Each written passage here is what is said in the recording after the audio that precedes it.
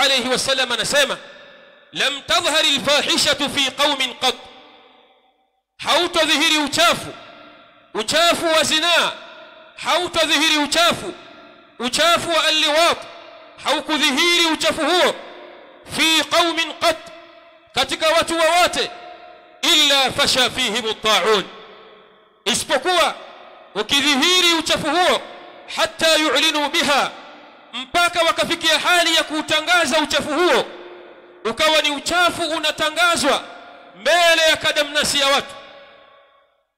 Inatangazwa zinaa mbele ya kadamnasi ya watu, inatangazwa liwat mbele ya kadamnasi ya watu.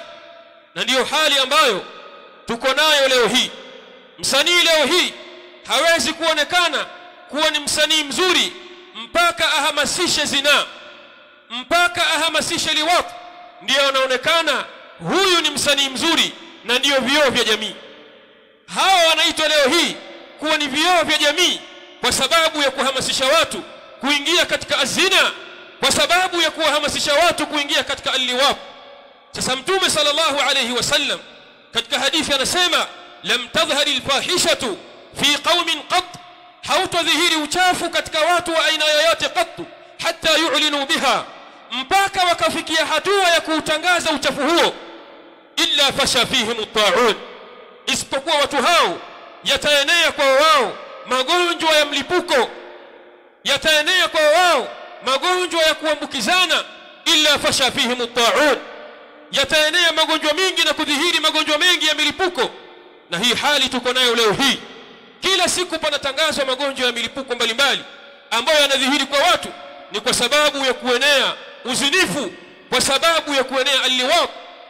Tumenasema wal awja'u allati lam takun madat fi aslafihim alladhina madaw, na maradhi ambayo hayakuwepo kwa baba zao waliopita, yatadhihiri maradhi ambayo kwa baba zao na babu zao waliopita hayakuwepo maradhi hayo. Na sisi sote tunashuhudia ya kwamba leo hii kuna maradhi mengi yaliyozuka kwetu sisi ambayo hayakuwepo kwa baba zetu wala kwa mababu zetu. Sasa njia ya kuyaondosha haya, alaumiwe kiongozi ambaye yuko madarakani, alaumiwe kiongozi ambaye yuko madarakani kudhihiri na kuenea kwa uchafu huu, au kudhihiri na kuenea kwa maradhi haya. Alaumiwe kiongozi, au tulaumiwe mimi na wewe ambao tumejikita katika haya madhambi? Wakulaumiwa ni watu, wakulaumiwa si kiongozi. Watu ndio watakikana kubadilisha hali zao kutoka katika hali ya maasiya kurudi katika hali ya taa ya kumtii Allah subhanahu wa ta'ala. Mtume